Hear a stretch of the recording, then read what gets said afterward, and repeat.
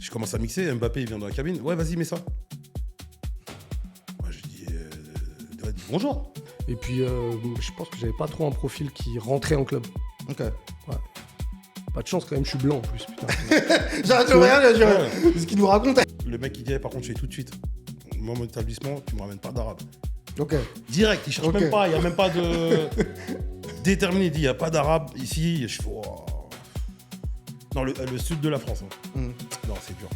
Connaître les bons endroits où sortir. En vrai, il y avait des endroits certainement, mais qu'on connaissait pas, tu vois, parce que les réseaux sociaux, quand même, ils ont apporté ce truc aujourd'hui, tout le monde est connecté. Et même des gars qui habitent dans le sud, ils connaissent les clubs à Paris. Bizarrement, il m'a dit quoi? Pendant la soirée, il était sur mon Instagram. Il me dit, mais comment ça se fait vous avez un selfie avec Brigitte Macron? Et moi, il y a là, plus de 5 étoiles. Je lui dis parce que c'est Mago.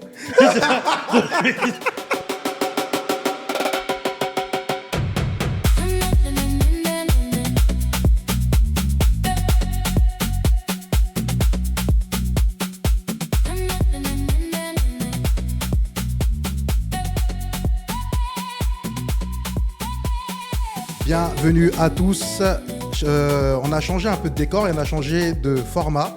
On est maintenant dans une émission où on reçoit des invités et pas des moindres. Alors ici, on est sur la Remontada. Vous connaissez Hacker son futur par Franck Laoui. L'idée, c'est de changer un peu votre logiciel et votre façon de penser. Et au travers des parcours des deux personnes qu'on va recevoir aujourd'hui, on va pas vraiment faire un podcast habituel, on va faire une discussion. Et cette discussion va vous permettre de pouvoir un peu changer votre façon de voir votre vie et d'avancer. Parce que chacun en a connu des hauts et des bas. Et c'est pour ça qu'on appelle ça la remontada. Et aussi parce que je suis Marseillais et que c'est une petite pique aux Parisiens. Mais ça, c'est personnel. À ma droite, j'ai Tony Vegas. Bonjour. Regarde celui-là. Il ne sait pas se présenter.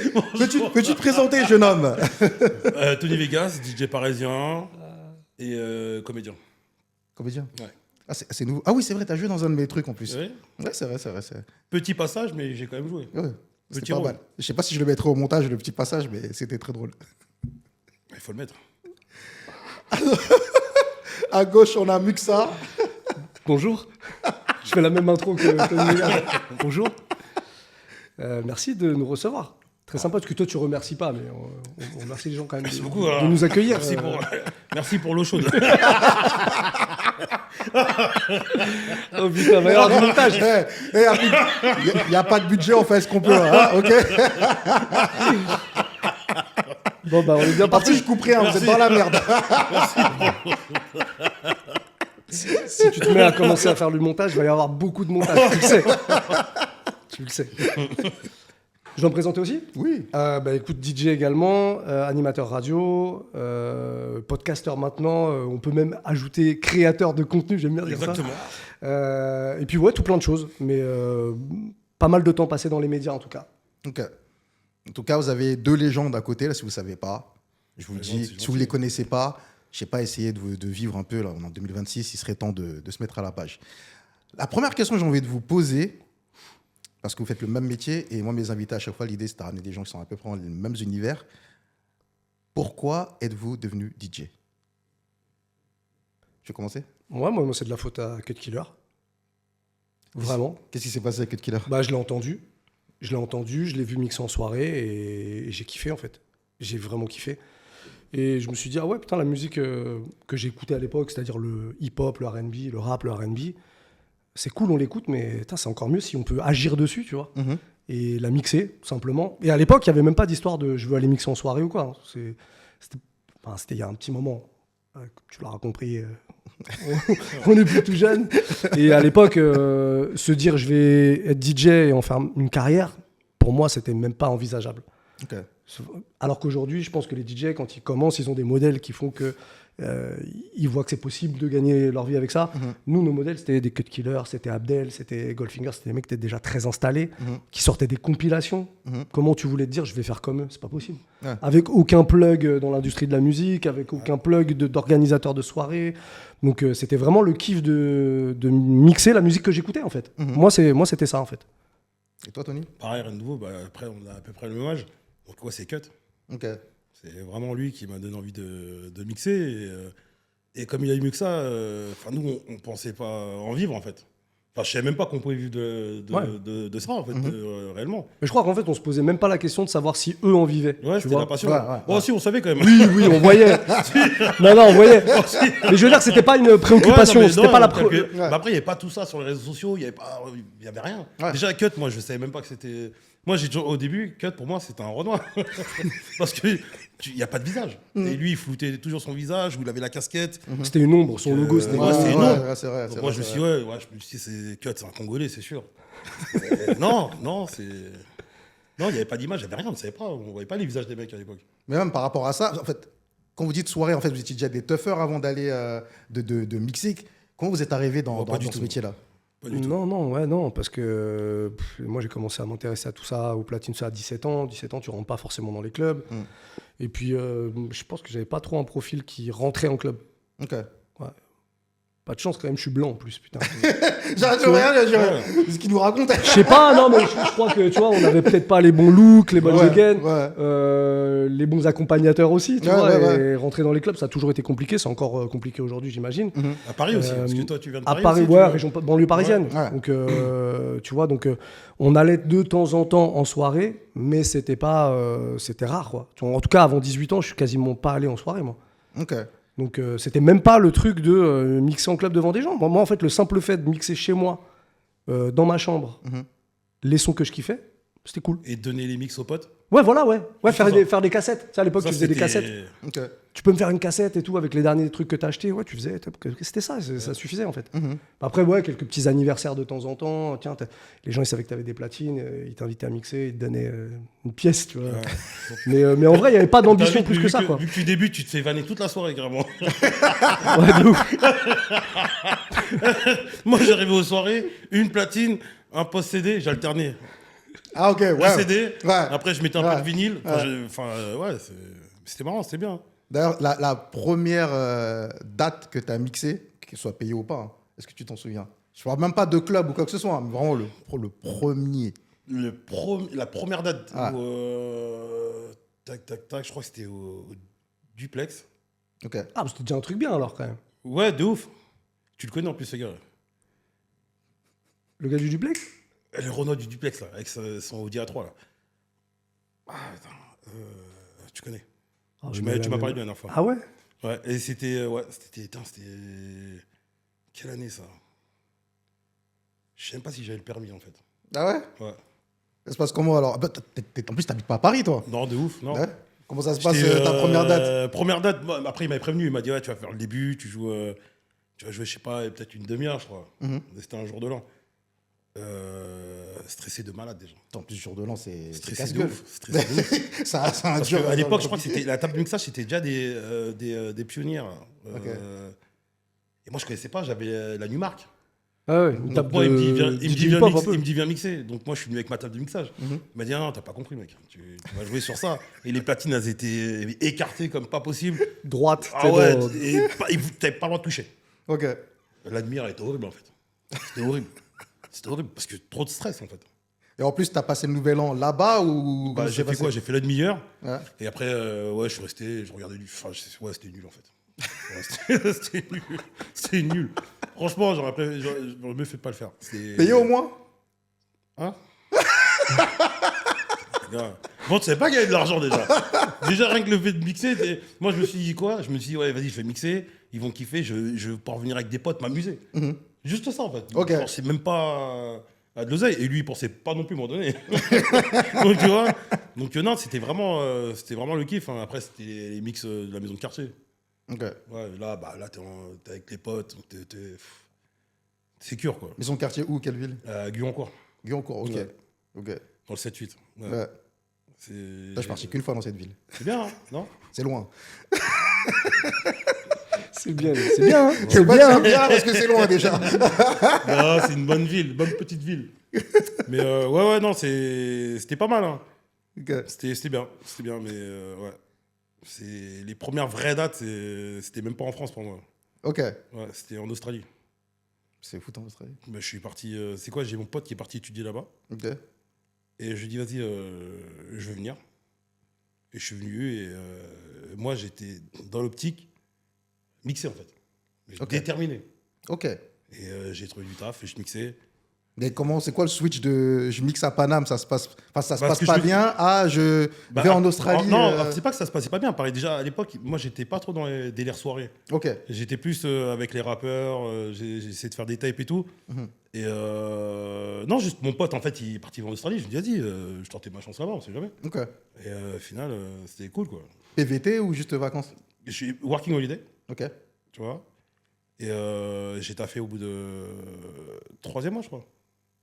Ok. Je suis parti en Australie, je suis parti avec quoi? Avec 800 euros. Ok. Vraiment Ok. à l'arrache. Ok. Anglais flingué. Ah, bon, là, mon anglais, bon, c'est toujours pas top, mais c'est beaucoup, beaucoup mieux. Anglais inexistant, carrément. C'est fin, musique, c'est vraiment. Mais Donc, rien. sans anglais, avec 800 euros en poche, tu as réussi à mixer Ouais. et à te faire des thunes en Australie. Ouais, parce qu'en fait, le délire, c'est que j'ai atterri dans une auberge de jeunesse. Ok. Et en fait, dans cette auberge-là, si tu t'as fait 1 heure pour eux par jour, tu payais pas la nuit, en fait. Ok. Ouais. Et Ok. moi, j'avais trouvé le plan de distribuer des flyers de l'hôtel pour ne pas payer. Ok. Bon, tu connais ton gars. Dans les égouts. Je prenais les flyers, j'allais au parc, parc botanique.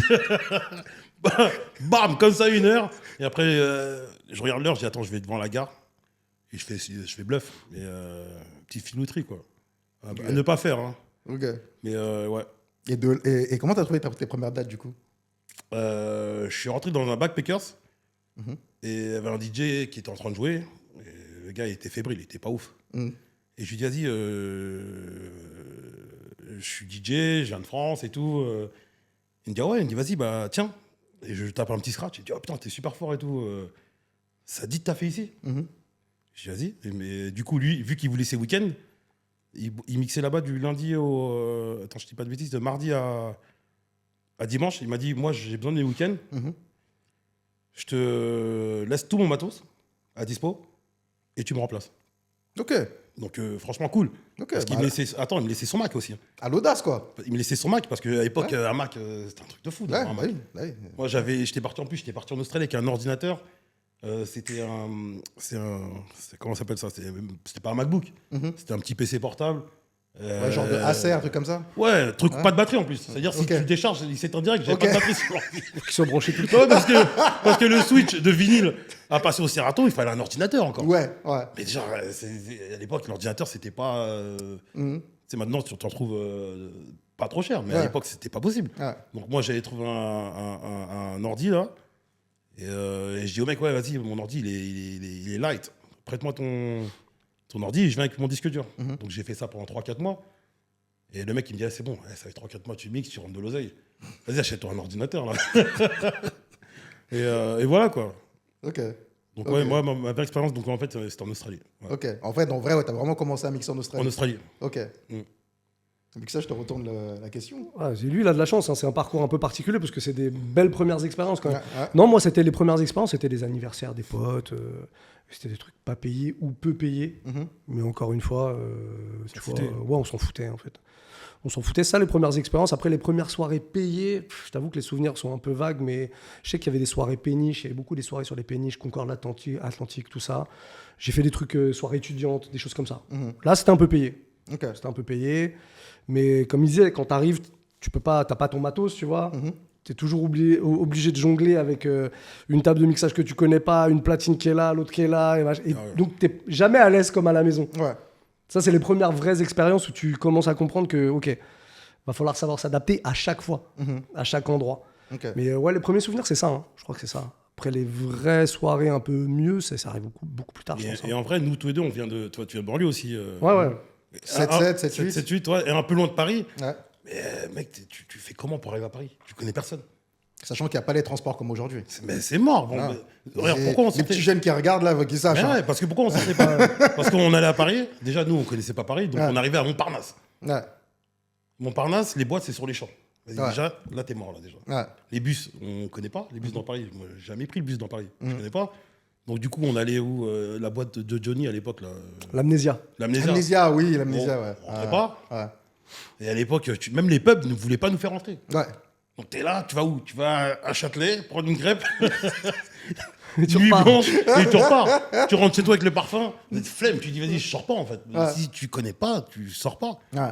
C'était trop dur. Mais c'est vrai que c'était beaucoup plus dur à l'époque de connaître les bons Ouais, endroits où sortir. En vrai, il y avait des endroits certainement, mais qu'on connaissait pas, tu vois, parce que les réseaux sociaux, quand même, ils ont apporté ce truc. carrément. Aujourd'hui, tout le monde est connecté. Et même des gars qui habitent dans le sud, ils connaissent les clubs à Paris. Ouais, c'est vrai. Tu vois, Et sans vice- y avoir et été. vice-versa, et vice-versa. Hein. Ouais, voilà, bien sûr. Même moi, j'ai des potes qui mixaient parce que ils avaient des potes aussi qui étaient dans des facs dans Paris. Et les soirées étudiantes, ils les invitaient, donc ils arrivaient à se connecter. Mhm. Mais nous, on était là.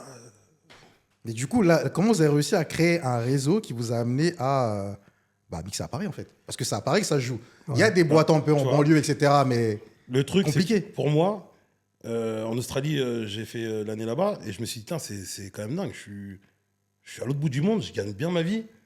Et dans mon propre pays, j'arrive même pas à jouer au pub en bas de chez moi. Mhm. Et déterminé, j'ai dit, vas-y, je rentre en France. Mhm. Je suis parti vivre dans le sud. Ok. Et j'ai fait des connexions, j'ai fait une connexion très importante. J'étais résident dans un établissement qui s'appelle le Bureau.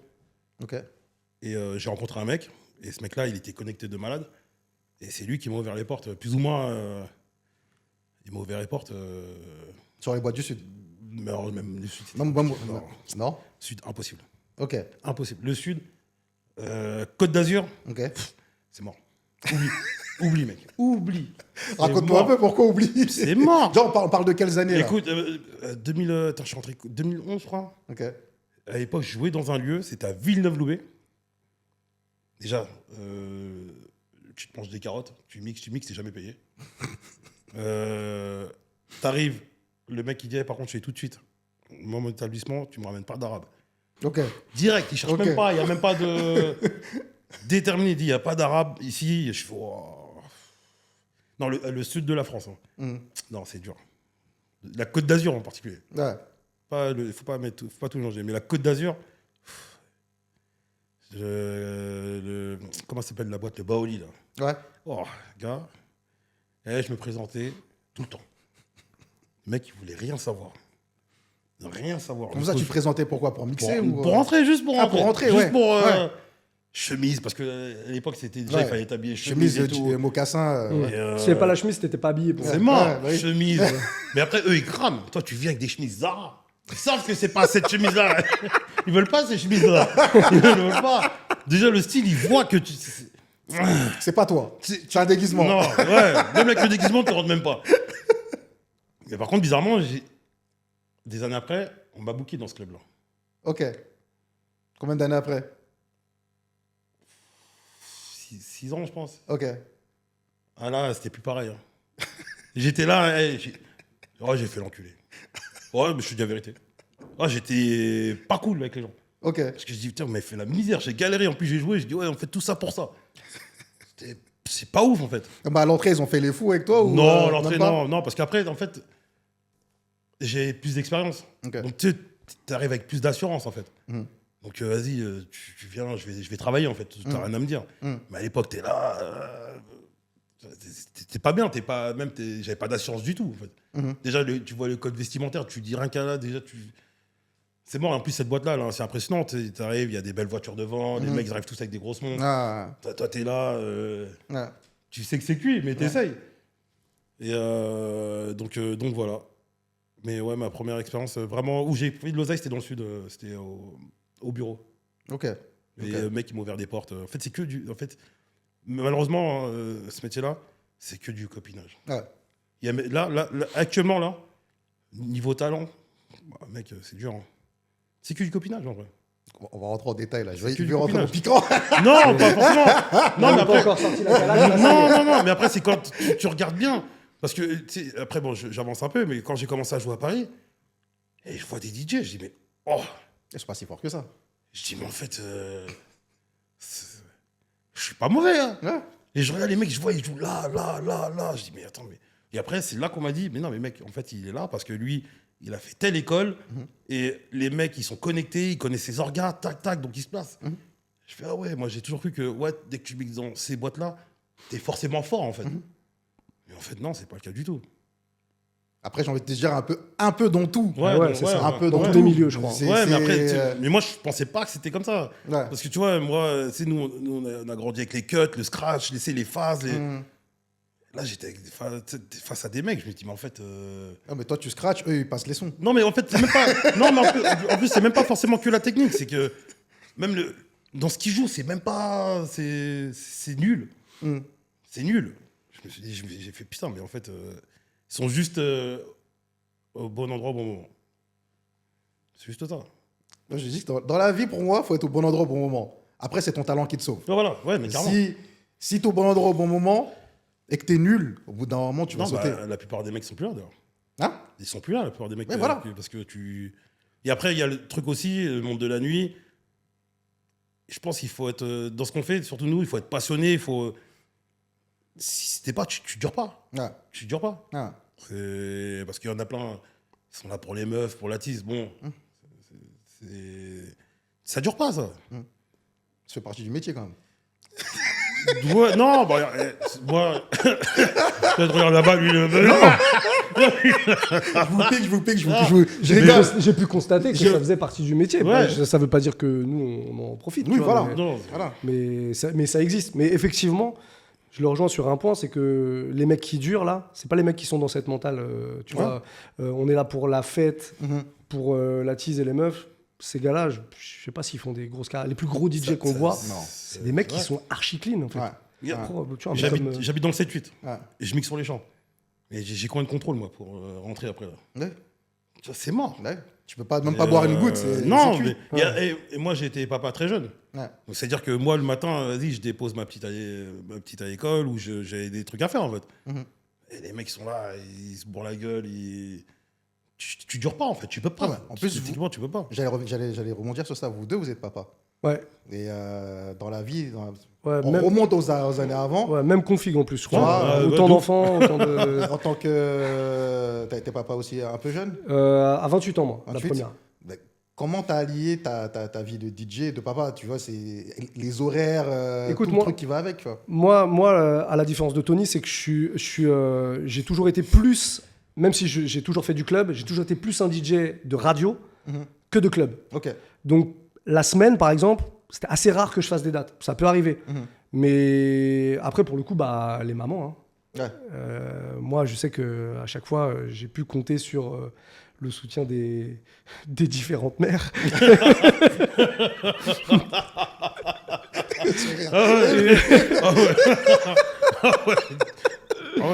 Et non, c'est une réalité en vrai. Explique-nous pourquoi. Non, mais parce que. On est là.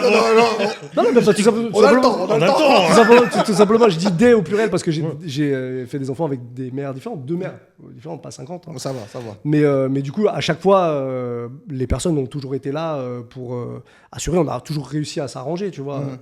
Et puis même quand il y a des gars là, moi j'ai la chance d'être parisien et d'habiter à Paris, donc il y a toujours la famille, il y a toujours des gens qui peuvent t'aider quand c'est comme ça. Donc moi j'ai jamais eu un rythme où je sais pas, tous les 2 jours j'avais une date ou un truc comme ça. Donc c'est une problématique que j'ai peut-être un peu moins que Tony qui fait un peu plus de dates. Et d'ailleurs, même on fait un rewind sur toi en revenant derrière. Tu partais d'anniversaire, etc. Ouais.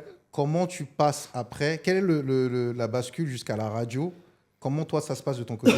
Alors la radio finalement elle se fait pas par rapport au fait que je sois DJ. Ok. J'arrive pas en radio parce que je suis DJ. Ok. J'arrive en radio déjà. Moi j'ai la dernière grosse expérience radio que j'ai, c'est Move, donc Radio France pendant 10 ans. C'est un truc, une émission que j'ai arrêtée là au mois de septembre, mais bon ça a été quand même 10 ans de ma vie. Et avant ça Radio FG. Moi quand j'arrive à la radio, je suis pas animateur. Ok. Je suis pas animateur, je suis DJ à côté, je fais des petites soirées, donc j'ai des plans pour faire des soirées étudiantes, des choses comme ça. Tout ça, c'est juste du réseau. Hein. C'est des potes qui ont besoin d'un DJ pour une soirée étudiante, qui t'appellent et voilà, tu vois. Mais moi, en fait, j'ai fait un BTS dans la vente à la base, tu vois. J'ai jamais bossé dans la vente, tu vois. En fait, après ça, j'ai arrêté pendant 2 ans, donc je faisais pas grand-chose. Je suis parti un peu vivre à Londres, faire des petits jobs dans une auberge de jeunesse, un peu comme... j'ai connu ce truc où quand tu bosses pour l'auberge, tu payes pas ta nuit et ta bouffe, tu vois. Donc j'ai fait un peu ça aussi. Et là, non, mais en plus, ça, je savais pas que t'avais ça, parce qu'on a fait pour pour la petite histoire, on a fait un épisode de mon podcast Objectif DJ avec Tony. Et Ouais. donc les histoires qu'il raconte, là, j'en Tu sais comment connais il passe, certaines. ce podcast Ouais. Il a Il bien faut passé, toujours. ouais, Il faut toujours. Eh. Attends. Ah, les L'anguille. copains, c'est fait pour ça. L'anguille. Ah, il a- Et du coup, moi, je savais pas trop quoi faire. Et en fait, moi, j'ai la chance que mes parents un jour me disent t'es toujours dans la musique, t'es toujours dans tes trucs, vas-y, reprends les études. Mhm. Et ça, c'est une chance incroyable. D'avoir des parents qui te disent, qui t'encouragent, tu vois. Ouais, ouais. Au lieu de te dire non, fais un vrai job, fais un truc. Et du coup, j'ai repris des études et j'ai fait une école pour me former au métier du son. Ok. Donc pour être ingé son à la base. Ok. C'était ça l'idée. Et en fait, c'est dans cette école-là, en faisant des stages, que j'ai connu ma première expérience radio. Ok. Et là, j'ai découvert l'univers de la radio et j'ai surkiffé en fait. Mhm. Je suis resté, j'ai fait mon premier stage chez Radio Latina à l'époque. Ok. Et en fait, j'ai découvert un univers dans lequel tu as du son toute la journée, même si c'était pas ma musique en fait. Mhm. J'ai découvert la musique latine un peu sous tous ses angles et tous les métiers de la radio, l'animation, la production. Et en fait, moi, j'ai kiffé ce métier de producteur en radio à l'époque. Ok. Alors, producteur en radio, pour ceux qui connaissent pas du tout, ça n'a rien à voir avec le mec qui est producteur au cinéma, qui met l'oseille. Producteur en radio, c'est le mec qui crée l'habillage de la radio.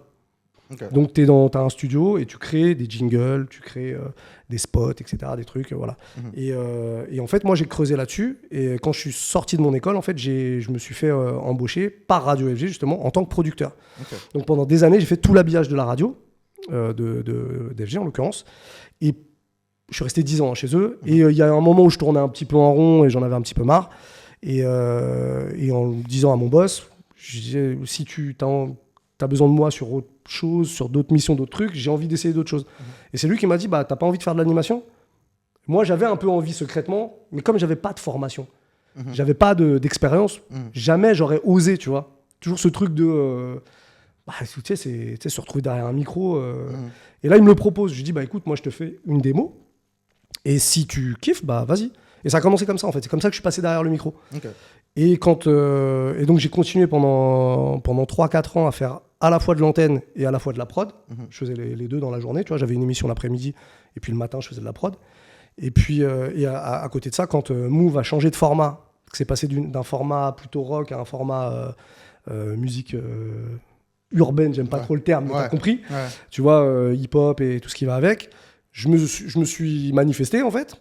T'as l'ancien boss de Génération, qui est Bruno Laforesterie, qui était pressenti pour reprendre la direction de Move, qui est arrivé là-bas à la tête du truc, et qui cherchait une nouvelle équipe, en fait. Donc moi, j'ai réussi à trouver son contact, son mail. J'ai envoyé un mail avec une démo de ce que je faisais. À l'époque, Move avait pour ambition de faire un format hybride hip-hop électro. Ok. Ça a duré 6 mois parce que on s'est rendu compte que c'était compliqué de faire les deux sur le même format radio. Les gens ont besoin d'un truc très identifié, donc voilà. Mais du coup, moi, je suis arrivé en disant, moi, je suis DJ et j'ai la culture de hip-hop, et à côté de ça, je suis animateur dans une radio électro. Ouais. Donc votre format, là, il est pour moi. Ouais.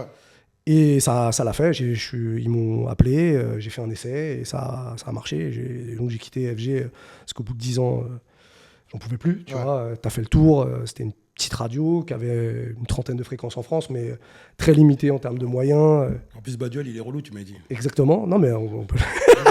C'est comme ça, Badiol. Ah oui, Faut nous expliquer. On là, peut en parler. C'est- Hein. c'est- Non, mais de toute façon, on a tous travaillé. Non, mais il n'y a aucun problème Non, avec ça, je tu vois. sais pas, je dis ça comme On ça, a, moi. on a tous travaillé avec des gens, on a tous connu des gens un peu compliqués dans le boulot. Là, quelqu'un d'assez un peu compliqué. Et encore, moi, je te dis, j'ai jamais eu vraiment de gros soucis. Mais bon, voilà. Arriver à Move, à Radio France, dans les conditions dans lesquelles on bossait, avec tu vois, la maison de la radio, pour ceux qui n'ont jamais vu, googlez maison de la radio, vous allez voir, c'est 3000 personnes qui travaillent, c'est des studios dans tous les sens. C'est un navire. C'est des gros moyens, Ouais. c'est des salaires plus conséquents, tu vois, donc ça a été une vraie bouffée d'oxygène, quoi. Et donc voilà comment moi je suis arrivé à la radio, et il y a toujours eu le DJing à côté, et c'est vrai qu'après les vraies belles soirées, moi je les ai faites grâce au fait que je travaillais en radio, que FG c'est une radio qui est une radio des DJ, la culture DJ est très importante dans cette radio, donc j'ai croisé absolument tous les DJ là-bas. Et le réseau il s'est fait un peu comme ça, et puis du coup après tu arrives à trouver des petits plans soirées, etc. Tu vois, même si ça n'a jamais été mon job à 100% d'être DJ, il y a toujours eu la radio et le DJing à côté, Ouais. et un peu de soirée, etc. etc. Ouais. Mais c'est vrai que c'est une radio dans laquelle j'ai vu aussi bien des DJ électro que des DJ du milieu hip-hop, tu vois, parce qu'au tout début, moi, quand je suis arrivé en 2005 à FG, il y avait vraiment les deux à l'antenne. Là, aujourd'hui, c'est que de l'électro. Ouais. Mais il y avait, tu vois, on croisait, c'était les débuts de Snake, c'était Will, c'était Saïd et Nasser pour ceux qu'on connus à l'époque. Il y avait Sub-Zero. Abdel, il y avait Sub-Zero, il y avait Abdel en résidence, Goldfinger, il y avait que Tibi qui est devenu Shiba-san maintenant. Il y avait vraiment beaucoup de monde. Et puis tous les autres, Bob Sinclair, les David Guetta, les machins, c'était des gens qui Fanstay. passaient vite. Mon Fanstay, bien sûr. Non, Golden bien sûr, bien sûr. Voilà, donc il y avait beaucoup de monde en fait, et tu croisais énormément de monde. Et c'est ce qui m'a aussi permis de me faire un réseau. Ouais. Et tu vois, et aujourd'hui encore, là maintenant, j'ai lancé un podcast dans lequel j'interviewe des DJ. Et ce réseau-là, il a été construit. J'ai commencé à le construire il y a 20 piges. Il y a 20 piges, ouais. Tu vois, quand je reçois pour le premier épisode Mercer, qui est devenu un gros DJ de l'électro. Ouais. Mercer, je l'ai croisé là-bas dans les studios d'FG la première fois, tu vois, et le lien il s'est fait comme ça. Ouais. Donc l'arrivée, c'est la radio, les médias ont beaucoup joué dans le fait que je puisse continuer à mixer à côté. Ok. Mais justement, vous parlez de réseau, etc. Comment vous entretenez, vous, votre réseau pour qu'il puisse... Parce que on connaît, tu ne peux pas être fake non plus avec ton réseau. Ouais. Tu vois, tu parles avec les gens parce que tu aimes les gens, sinon tu ne leur parles pas, tu vois. Et puis il y a des gens même, peut-être tu ne leur parles pas un an, mais quand tu leur parles, ils savent que tu ne parles pas pour rien. Comment vous arrivez à entretenir ce réseau-là et qu'il soit, entre guillemets, profitable? Déjà, tu entretiens ton réseau déjà si tu fais le taf, déjà, correctement. Ouais. Et il faut avoir aussi un capital sympathie aussi. Mm. Enfin, moi, je parle pour moi. C'est sa force. Franchement, Moi, c'est sa force. J'ai un capital sympathie. Tu sais, je ne me raconte pas. T'es un personnage. Tu sais, je suis là, Non, mais j'aime bien honnêtement, rigoler. honnêtement, moi je connais énormément de DJ. Je pense que le DJ le plus sociable que je connais, c'est lui. Ouais, bah oui. Je parle à tout le monde, je me prends pas la Clair. tête. Tu vois, Et à n'importe quel milieu, ça qui est. Ouais, non, moi, je suis. De ouf. Autant. T'as fait du Louis Vuitton que du ghetto. non mais tu vois, t'es le même gars. ils Je ont reste le même gars. Ils ont eu pendant quelques temps un lieu chez Louis qui était un resto, coffee shop, avec des platines, un endroit super sympa, etc. qu'il a mis en place avec Livou, Avec Livou, son binôme de toujours, tu vois. Moi, quand je venais voir Tony, c'était genre, il tapait la discute avec le boucher d'en face, comme les gars des magasins de vêtements à côté, machin, truc. C'est un mec, il est fait pour avoir un lieu comme ça. Ouais. Mais vraiment, tu vois, il parle à tout le monde et c'est naturel. C'est un truc que j'ai beaucoup moins, ça, pour le coup. Mais moi, je suis admiratif de ça, vraiment. Ouais, je force pas en fait. Je suis comme ça. Ouais. Et si j'ai un truc à te dire, je te le dis aussi. Oui. Après, moi, je le fais plutôt avec la vanne. Ouais. Tu vois, j'ai pas. Mais avec la vanne, tu comprends. Oui. Mais ouais, sinon, franchement, ma plus grosse force, c'est ça. Hein. Je vais pas te mentir. À une époque, on allait beaucoup en Corse. Mec, je crois que je venais juste pour qu'on rigole. On mixait pas beaucoup. Des fois, même moi, je me dis, je crois que je suis pas bon. En fait, ils veulent que me faire venir pour rigoler. En fait, je vais à des endroits où, tu sais, j'ai honte, mais je me dis, tiens, gars, j'ai pas joué beaucoup là. Et le gars dit, non, tranquille, viens, on kiffe, on prend des verres et tout. Vas-y. Mais l'humain, ça compte beaucoup. Ouais, dans notre taf, Oui. franchement, c'est 70%. Ouais. Bah, je pense dans vos tafs respectifs, enfin, je pense qu'un patron de boîte, limite, il prendra pas un mec qui le fait chier. Bah, de ouf. Même s'il est fort, hein, mais Non. juste s'il fait chier, il dira. Ça dépend. Si tu remplis son club, Ouais. parce que des DJ qui Oui, remplissent après, des clubs, c'est vrai. Non, après, ça, il y en a c'est quasiment c'est pas. des mecs qui ont des noms. Après, c'est des mecs, qui vois, font de la prod, plus de la prod. Voilà. Plus de la Ça prod, remplit. Voilà. Mais sinon, un DJ, comme moi, j'ai pas de tube ou rien. Les gens viennent pas pour moi, on va pas se mentir. Ils viennent déjà Bah, pour des fois, ils viennent pour toi. Ouais, non, mais après, en vrai, les gens, ils viennent parce que voilà, ils ont leurs habitudes, ils vont dans le club. Oui. Mais moi, j'ai parlé avec le patron, ils m'ont dit, ouais, on a pris lui, bon DJ, mais vas-y, flemme. Flemme, il donne pas envie, il se la raconte. Ouais. Il y a plein de mecs qui sont forts qu'on connaît et qui ont pu tourner parce que voilà, parce qu'à force de te la raconter, ça y est, c'est mort. Et je ferais la même chose qu'eux, en vrai. Moi, sans donner de blase ou quoi que ce soit, il y a une Si, anecdote faut comme qu'on ça. Si, moi j'aime bien. Non. Si, moi, Je vais dans vos milieux. Donne-en un, j'en donne un, comme ça, Vous on- avez droit de dire les noms. Moi, Donne-en un, j'en donne un. moi, je parle pas, moi. Non, mais juste qu'il y avait une station de ski récemment. Et c'est même pas par rapport au DJ, c'est par rapport à moi. Parce que moi, j'étais accompagnateur, parce que vous savez, madame, elle est DJ. Et on me dit, ouais, Tu vois là-bas, bon, les trucs habituels, les Renois, tu vois, et tout, essayer de bien t'habiller, essayer de... Tu sais, on me parle comme si j'ai 6 ans. Ouais. Et je regarde le message et je fais... Mais je sais comment me comporter. Pourquoi tu me fais la leçon? Donc moi, j'y vais et je leur dis pas quand j'y vais. Et du coup, le patron, personne les texte. D'habitude, quand qu'on accompagne, les textes. Ah, ils ont ramené quelqu'un, il est relou, un truc, il est machin. Et moi, personne les texte, mais ils savaient pas que j'y étais. Ils me disent, au fait, tu y allais? Je dis, bah oui, j'y suis allé. Vous n'avez pas eu de texte, pourquoi? Ouais. Parce que je sais me comporter. Vous n'avez pas besoin de me donner, de m'éduquer, les gars. Ouais, mais ça, c'est relou. En fait, les gars, il y a des racistes, ouais, mais en fait, la majorité de ces lieux-là, c'est juste une histoire de savoir se comporter et d'être un bon humain. C'est dans l'hôtellerie, là, où t'as été ou non? À l'hôtel 5 étoiles. Ouais, mais l'hôtellerie, c'est pas la nuit, ils savent pas Et bosser. c'est pas. Oui, voilà. Parce que, regarde, c'est jour de l'an. J'ai joué dans un bête d'hôtel. J'arrive.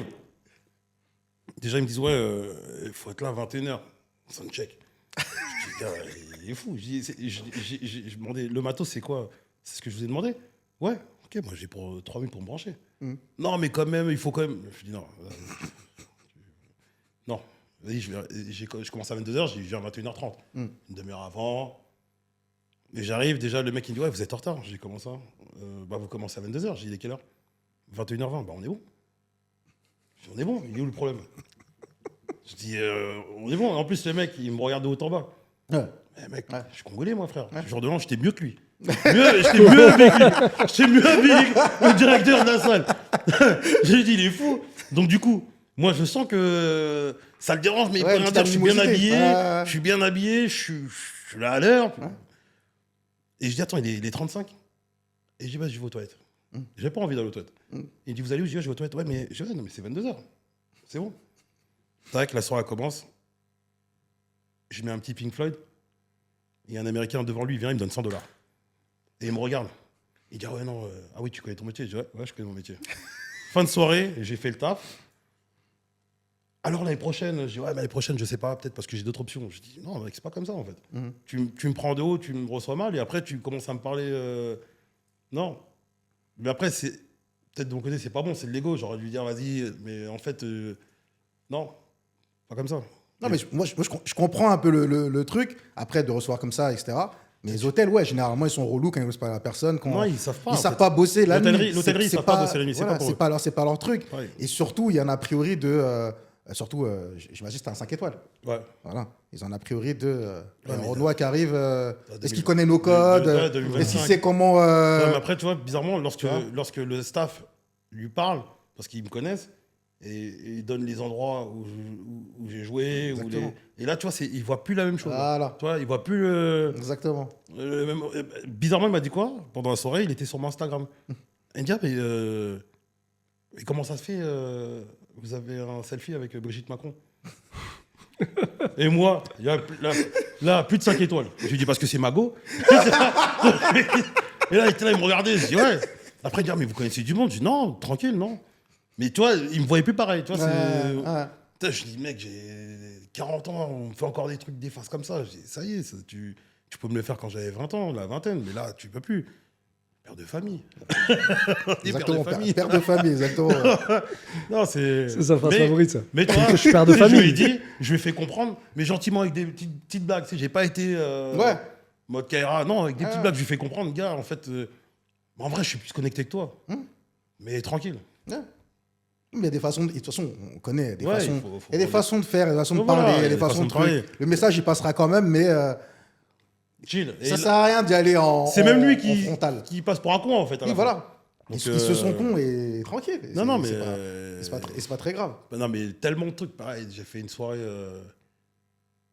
pour le numéro 2 Apple Ok.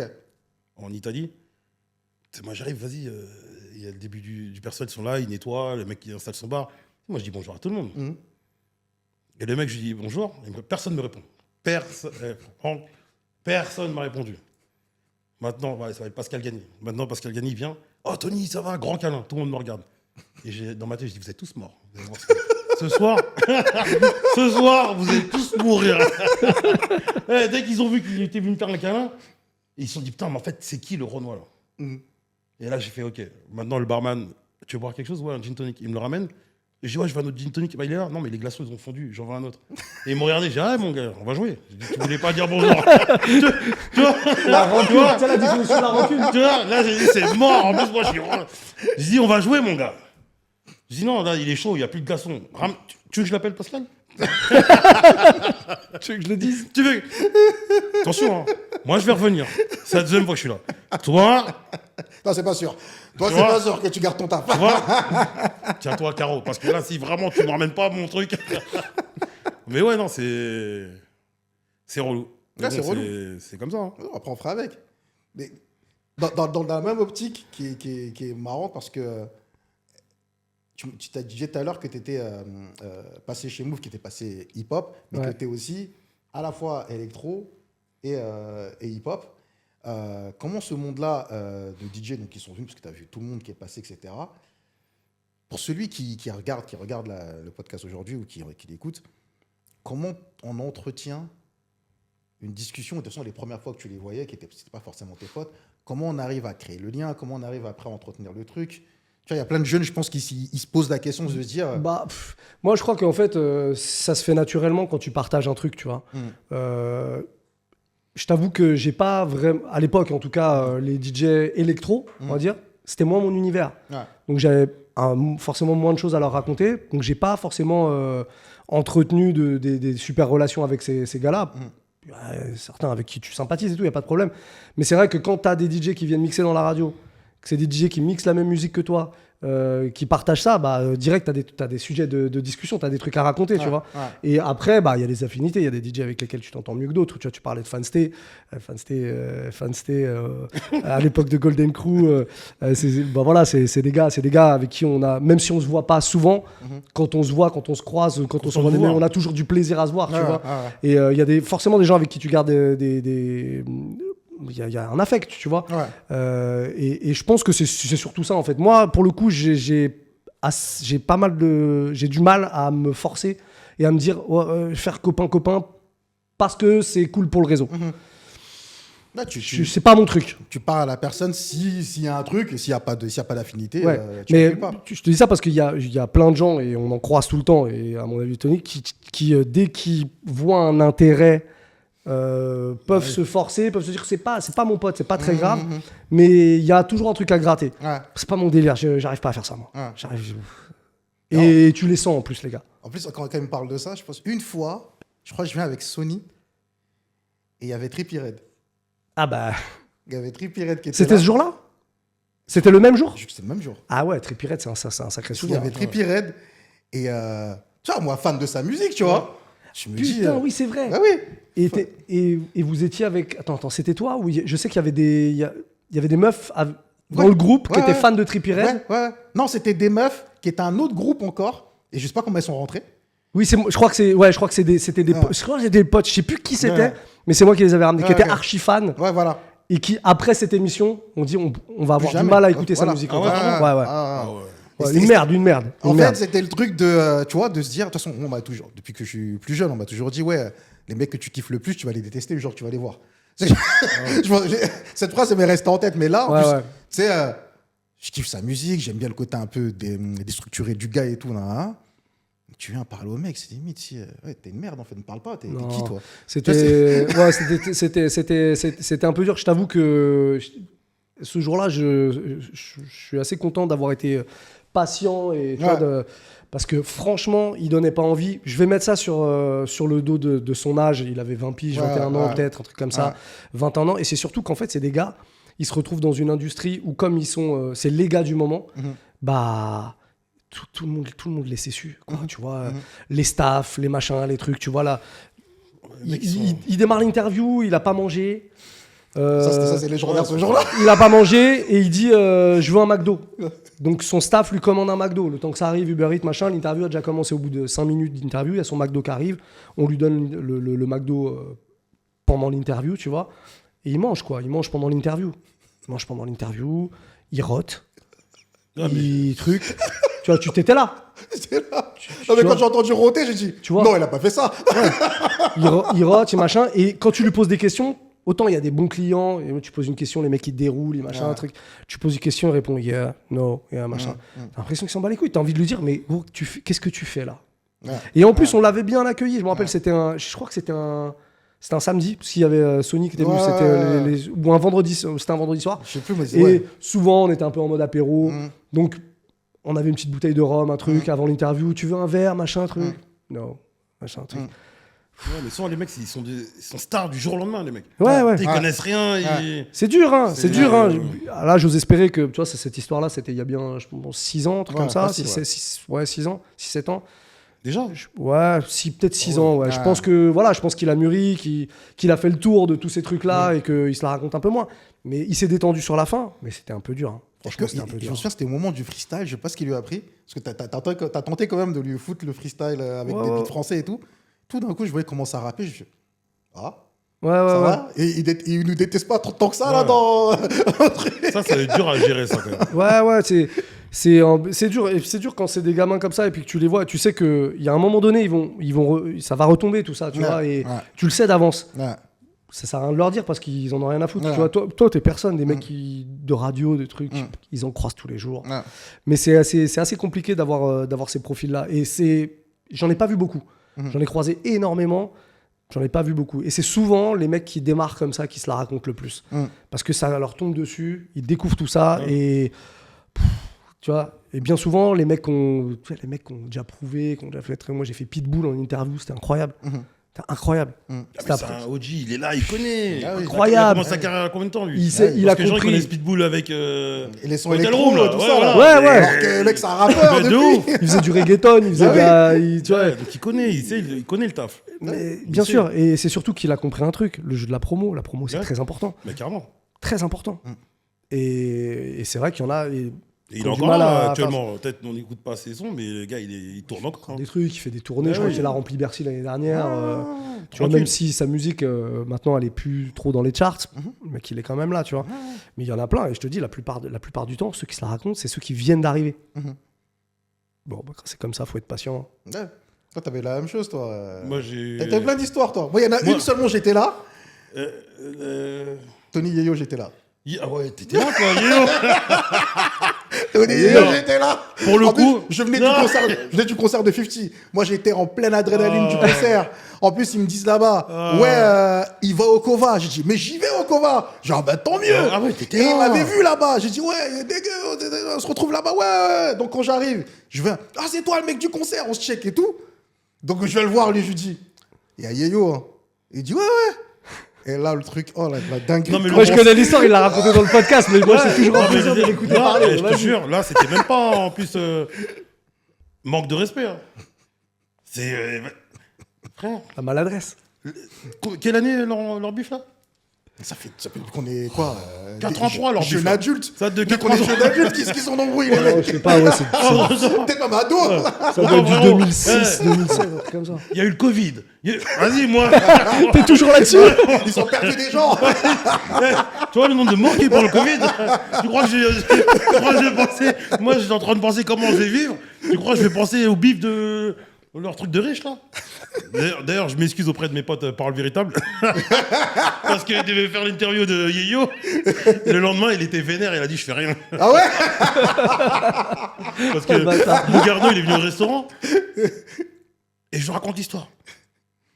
Et tu putain, mais c'est toi, en fait! Il nous a dit, il était vénère hier, il s'est pris la tête avec un gars. Il me dit, c'est toi. Il dit, oh ouais, gars, non, tu l'as tué. Nous, on allait préparer l'interview. Il a dit, c'est mort. Ah non, mais là ouais, il a mal pris, mais vas-y, on ferait, ça y est. Pour la petite histoire, on raconte la petite histoire. La petite histoire, en fait, je jouais à Kova. Et on m'annonce, il y a Yeyo et Jeremiah. Déjà, ils me disent Yeyo. Je dis, l'âge des jeunes qui sont à Kova, ils connaissent pas Yeyo. Non. Bref, je dis rien. Je dis ok, tac, je fais le taf. Mais vas-y, et j'avais fait un enchaînement sensationnel. Mais c'était avec un son de Rick Ross. Et moi, j'ai pas capté. Et j'entends un mec au micro, yo, ça parle. Et moi, je crois que c'était Lenz. Il y a que lui qui fait genre, il parle anglais. Il y a que lui qui fait genre, il parle anglais.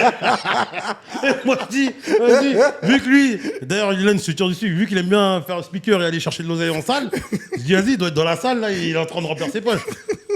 J'entends yo, je dis, vas-y, je calcule pas. Et je remets un autre son. Rick Ross encore. Tac. Et il commence à parler au micro. Et là, j'ai capté que c'était Yeyo, en fait. Par contre, il voulait me démarrer au micro. Il voulait me vanner devant tout le monde. J'ai dit, frère, tu vas pas me faire ça. Et j'ai coupé le micro direct. J'ai coupé le micro et je me rappelle très bien, j'ai mis un son afro. Donc maintenant, il vient dans la cabine. Il vient dans la cabine. Il me dit, yo, en gros, négro, tu veux quoi? Tu veux qu'il y ait du sang? Mais tu connais mon anglais, frère. Et moi, je crois qu'il était venu me féliciter. Et pour moi, il est venu me donner une friandise. Il est venu me donner un petit billet. Tu sais que pour le gars, il n'y a rien de plus déstabilisant en fait. Tu veux embrouiller un gars, le mec il est archi friendly. En plus, c'était là, toi, l'embrouille. Ben oui. C'est toi qui m'as fait la traduction. Ben oui. Et Je vois lui, il est tout content, il sourit. Moi, Et ouais, c'est énervé. l'autre, il était vénère. Moi, je lui dis, va me mettre ma petite friandise. Tac, demain, je vais bruncher avec les enfants. Je vais voir Momo Opus et je vais prendre des vinyles. Et après, Franck, il vient, il dit, mais Franck et l'agent de sécu, il dit, mais t'as compris ce qu'il a dit? Je dis, non. Il dit, négro, tu veux qu'il y ait une bagarre? Tu fais quoi, là? Moi, j'avais cru qu'il me disait, ouais, bien. Bien, mec. C'est le pire ennemi que tu peux se trouver. Hein. Tu peux pas trouver pire. Notre pire ennemi que lui. Il sourit, toi, t'es Moi, énervé. j'étais là, mais ouais, de ouf. Après, il a fait que. Non, après, il a fait quoi? Il a posé. Non, et on s'est regardé.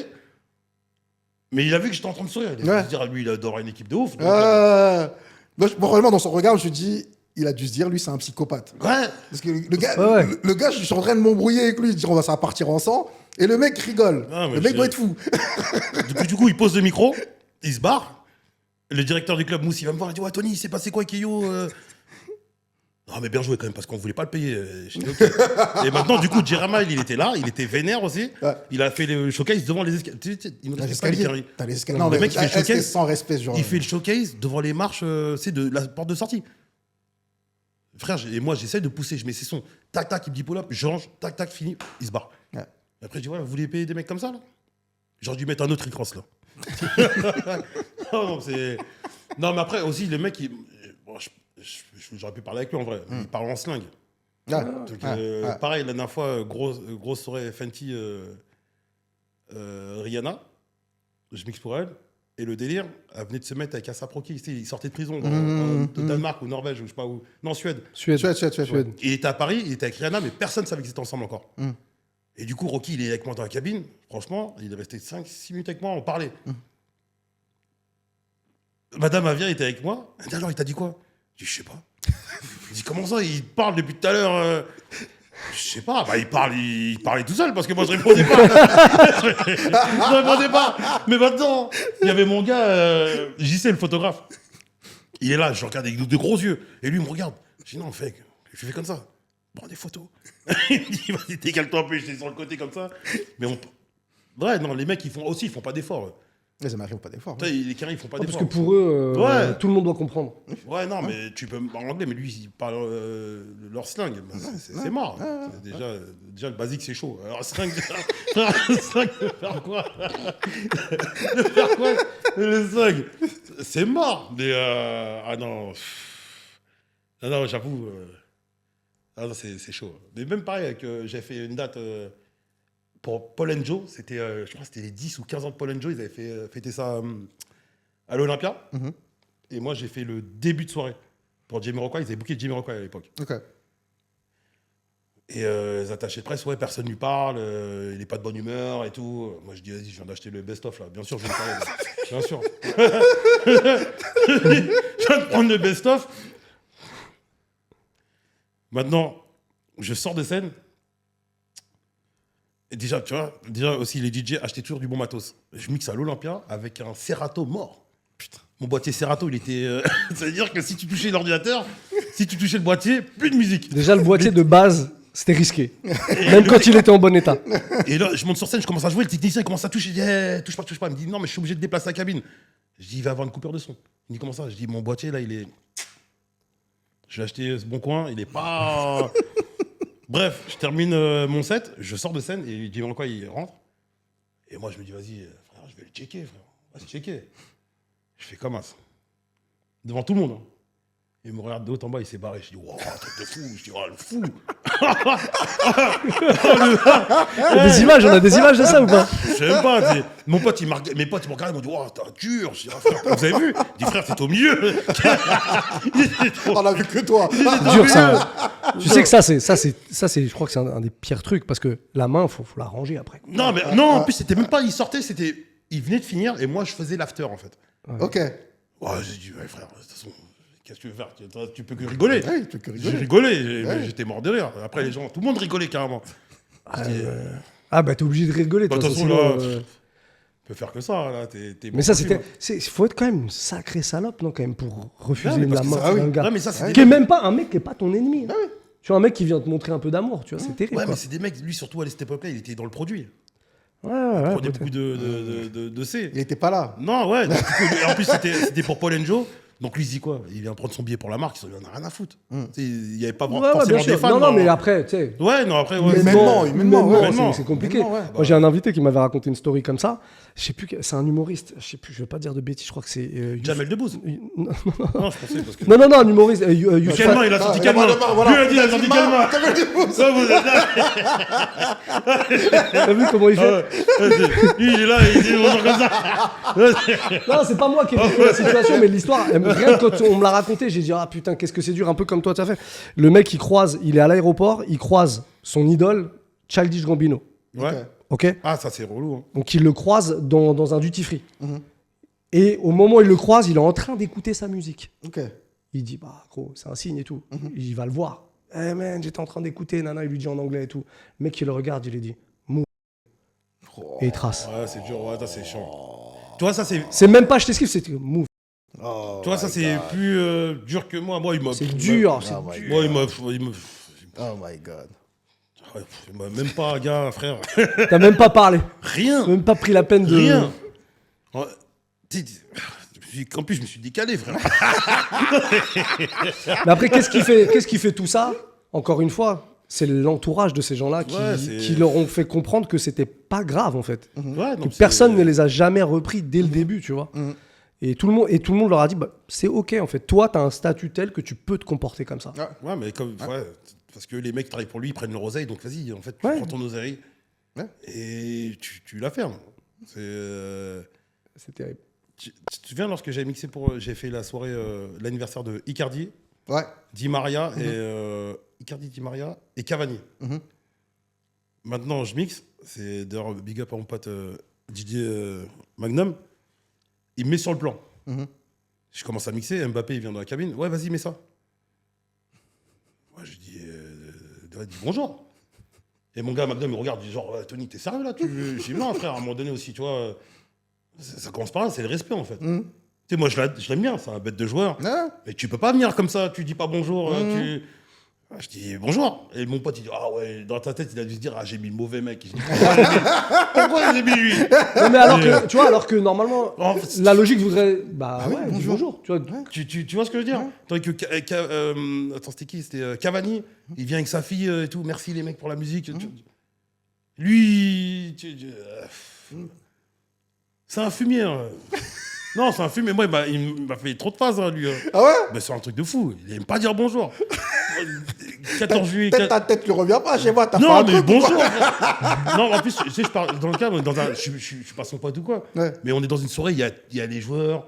Tu sais, c'est un truc Ouais, intimiste. c'est pas une soirée. Tu vois, c'est pas un truc où on est en boîte de nuit. Ah, ou, c'est vrai. 14 juillet, pareil, il faut un événement, il m'appelle pour jouer. Il passe devant moi, je dis ouais, on peut faire une photo pour mon fils. Mais mon gars, il m'a même pas regardé. Mon plus proche, je dis pour mon fils. Alors que c'est pour WAM là. Tu sais, moi je dis mon fils, histoire de. Tu sais, les fistons, il a un enfant. Ah, bien sûr. Rien, mon gars, il est parti. Il est parti. Je dis lui, il veut jamais me dire bonjour, le fumier. Et il est marre, tu vois, chill. Il vient, gentil, photo, tout. Si c'est une boîte de nuit, vas-y, flemme, je vais pas le faire chier. Là, il y avait que l'équipe. Leurs femmes, bon, j'avoue, ils sont entre eux, ils ont envie de rester à la cool. Mais ouais. je me dis, bon, il va aux toilettes, il passe, ça prend 2 secondes. Tu fais plaisir à un gars. Et en plus, tu donnes de la force sur les réseaux. Tu donnes de la force sur les réseaux. Je me dis, putain, lui, il veut pas m'aider. Lui, il veut rien savoir. Oh non, mais après. Et Saproki nous a fait ça un jour en Hollande, Ah ouais à un festival. On va le voir, et tout gentil et tout, on lui parle et tout gentil. Et on a ramené Out Kov, qui est photographe, c'est Charlotte Out. Et du coup, on a notre photographe, on peut prendre une photo. Il dit, ah non, les mecs, je prends une photo qu'avec des meufs. Et donc, franchement, je pensais que c'était une blague. Des photographes meufs. Non, qu'avec des meufs. Ah, d'accord. Pas genre, il nous dit ça comme ça. Je dis, c'est une blague, ça doit être une blague. En plus, il rigole. Et il y a un de ses potes, il se rapproche, il fait, non, mais les mecs, on prend pas de photo avec les mecs là. Ouais. On prend qu'avec des meufs, nous. Hein. Mais on peut chiller, tranquille. On les regarde, on fait, ouais. Effectivement, il y a un groupe d'Hollandaises, des danseuses, elles sont venues. Photo directe. Non, mais au moins, vas-y. Bon, il te l'a dit au moins. Voilà. Toi, mais il a dit gentiment, genre, pas de manque de respect et tout. Ouais. Et ça m'est resté en tête, j'ai fait, et un jour, il faut que je trouve une photo avec des mecs. Est-ce que c'est vraiment réel ou ce jour-là, il s'est dit, non, mais en fait, pas avec vous. Tu vois. J'ai pas vu de tout le festival, j'ai pas vu une seule photo avec des mecs. C'est que des meufs. Non, ils sont durs, hein. Mais la conversation était cool. Hein. Et on parlait de... Après, on était en coulisses, on était en mode... tu vois, on n'était pas dans le public. Mais c'était une conversation cool, ils nous donnaient des conseils, ils nous expliquaient ça mob, et parce qu'on on est venu en crew, il a dit c'est cool de voir que vous êtes venu à un festival en crew, vous allez me soutenir votre gars. Nous, on fait toujours ça avec notre crew. Bref, de crew à crew. Mais ça s'est arrêté là. Il n'y aura pas de souvenirs photo. Donc moi, je ne serais pas flex de dire j'ai fait une photo. Ouais, mais dans leur crew, il y a des violeurs. Votre crew, il est pareil. Non. J'avoue, en plus, à l'époque, c'était là. Ils étaient là, les mecs, en l'occurrence. Les mecs dont tu parles, ils étaient là. J'ai joué avec lui. Mais il est cool, hein. Mais bon. Avec les hommes, il est cool. Mais pas avec tout le monde. Non, c'est pour ça, moi, en fait, j'ai tellement de crampes, je fais plus de photos. Je ne demande plus rien. Comme ça. C'est mort. Je dis, putain, t'es là. En vrai, tu te mets à leur place, tu dis, mais bon, c'est nous, on donne de la force aussi. Ouais. D'un côté. Ouais. Mais après, en vrai, moi, c'est un artiste qui m'a dit ça à la fin. Il m'a dit, tu vois, quand t'es trop accessible des fois, les gens, ils te bouffent le bras. Ah ouais, on dirait que tu deviens une merde, entre guillemets, tu vois. Et avec quelque part, moi, en tout cas, je fais le truc juste pour que les gens se disent, ouais, mais il y a une distance quand même. Genre, respecte-moi. Je sais pas si c'est... Moi, il m'expliquait comme ça. Tu vois, des fois, il fait des photos et des fois, il met des vents à des gens. Mais juste pour dire, ouais, en fait, je suis pas votre pote. Et en fait, on dirait que ça ramène comme un truc de je te déteste, mais je t'aime en même temps. Je sais pas si mais si, de toute façon, il y a un truc de masochisme dans le fanatisme. De toute façon, les gens, tu vois, s'ils t'aiment un artiste et qu'ils te refusent une photo, tu vas pas arrêter d'écouter sa musique. Tu vois. Tu vois. C'est une photo, ça va, mais un truc à Trippie Redd, là. Ouais. Non, là, c'est différent. Non, lui, c'est abusé. Là, c'est différent. Lui, c'était trop. Là, c'est différent. Mais c'est vrai que... Ouais, là, c'est différent parce que là, tu avais la possibilité de le voir pendant 1 heure, de voir comment il agissait. C'est pas juste, tu l'as croisé 10 secondes, et tu peux te dire, ouais, bon, il était un peu pressé, machin. Là, t'as vu qu'il se comportait mal. C'est encore autre chose. Mais encore une fois, c'est les gens, c'est le public qui fait que... Voilà, tu vois. Et les artistes oublient que dans le contrat, il y a aussi la célébrité et il y a aussi le fait que t'es une image à défendre et que même quand t'es pas de très bonne humeur, c'est comme ça. Tu vois, quand tu fais de la radio, que t'es pas de bonne humeur, que tu t'es embrouillé avec ta meuf ou quoi que ce soit, à la radio, il faut que t'aies quand même le sourire. Il faut que les gens ils ont l'impression que t'es bon délire parce que tu les accompagnes le matin ou sur le retour du taf. C'est pareil en fait. Dans chaque taf, c'est comme ça. Quand t'as un taf public comme eux, malheureusement, ça fait partie du contrat, tu vois. C'est ce que j'allais vous poser comme question parce qu'en vrai, vous êtes dans des tafs où t'es obligé d'être toujours... T'es obligé de toujours être content et heureux. En fait, tu as un distillateur, si on peut dire comme ça, de bonnes ondes. Ouais. Donc, si toi, t'es énervé, le gars qui conduit, il est énervé. Le gars qui va à la soirée, il est énervé. Et en fait... Ouais, puis ton boss, surtout, il te dit, voilà. c'est pas ça, j'ai pas signé pour ça, moi, en t'embauchant, tu vois. Nous, à la radio... Tu vois, ces dernières années, on était sur un truc, c'était vraiment good vibe, on avait une bonne équipe. J'étais en duo, enfin en trio même sur la fin, Barreau, Olivia, bref, on a une belle équipe et tout. Mais il y a des fois où, tu sais, ça reste le taf, donc il y a des fois où tu t'embrouilles. Moi, avec Olivia, qui était mon binôme vraiment, qui est la personne avec qui j'ai le plus travaillé à la radio, des fois, en pleine émission, ça arrive rarement, mais c'est arrivé 2-3 fois où on se pourrisse la gueule, mais vraiment, tu vois, parce qu'on n'était pas d'accord sur un truc. Sauf que tu es en direct. Donc ça veut dire que à la fin de la musique, là, il reste 1 minute 30. Il n'y a pas de attends un peu, remets-en une parce qu'on n'a pas fini. Non, c'est que tu te pourris, genre tu te hurles dessus. Et quand le micro s'ouvre, c'est ta meilleure pote. Mais c'est hard. C'est hard de fou. C'est vraiment Ouais, ça hard. va être chaud, ça. C'est trop chaud. C'est trop chaud. chaud de ouf. C'est l'exact. Et encore une fois, je te le dis, c'est arrivé très rarement, tu vois, parce que déjà, j'aurais pas eu envie de travailler avec quelqu'un avec qui je m'embrouille tout le temps, tu vois. Mais le peu de fois où c'est arrivé, c'est de la comédie, quoi. Ouais. Et tu parles pendant 1, 2, 3 minutes à la radio, tu fais ton intervention. Et après, tu relances une musique et après, tu reprends la truc. Ouais, non, tu vois. Tu vois. Ouais, mais c'est C'est un truc de schizophrène. Ça, tu vois. c'est chaud. Ça, c'est chaud, ça. Ah ouais. Ouais, C'est fou. T'arriveras à faire ça, toi? comme ça, même, moi, pendant même l'émission, Ah oui. je crie encore. Ouais, non, ouais. Moi, je pense, toi, t'envoies 2-3 pics, genre, tu vois, bien placés, mais genre en rigolant. Ouais, toujours. Ouais, bah c'est ça. Ouais. C'est un peu comme ça que t'arrives à t'en sortir en Ouais, vrai. en vrai, Tu vois. t'es obligé. Hein. Mais ouais, non, ça se ressent direct hein, si t'arrives. Et t'es fâché ou. De notre métier, on est obligé de faire genre tout va bien tout le temps. Ouais. Même quand les mecs ils te payent pas là. Hein les gars là. Ouais. Commencez. Faut commencer. J'ai vu ton intervention sur comment ça s'appelle, le syndicat des. Le syndicat des DJ au Nigeria. DJ, ouais. Ah, ils sont forts, hein. Ils sont forts. Hein. Ça m'a frappé vraiment, hein, vraiment. Ah, c'est pour ceux qui n'ont pas la ref, il y a Burna Boy là, il y a de ça une semaine là, qui s'est embrouillé avec le DJ de Wizkid qui s'appelle DJ Tunes, voilà, qui est un gros DJ au Nigeria, enfin un gros DJ dans le monde de toute manière. Et ils se sont tapés. Enfin visiblement il l'a tapé. Et du coup, en réaction à ça, tu as un truc qui s'appelle, je sais plus comment ça s'appelle exactement, c'est le syndicat des DJ au Nigeria, qui a décidé de boycott Burna Boy. C'est-à-dire que dans les radio shows, dans les clubs, bah, eux, ils vont plus jouer de Burna Boy. C'est bien, il faut pas oublier d'où ça vient. Hein. Tu vois, et Ouais. en fait, j'ai fait une petite vidéo là-dessus pour réagir, et il y a plein de gens qui disent « Mais ouais, on aurait trop besoin de ça en France et tout. Mais on le sait, Ouais, les gars. Ouais. c'est pas possible. Ouais. C'est trop compliqué, tu vois.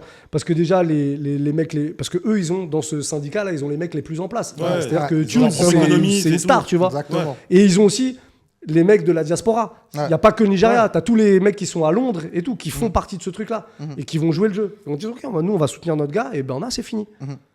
Tu vois, alors on se fait pas de soucis pour Burna Boy, pas de soucis, tu vois, il va bien vivre tout le temps.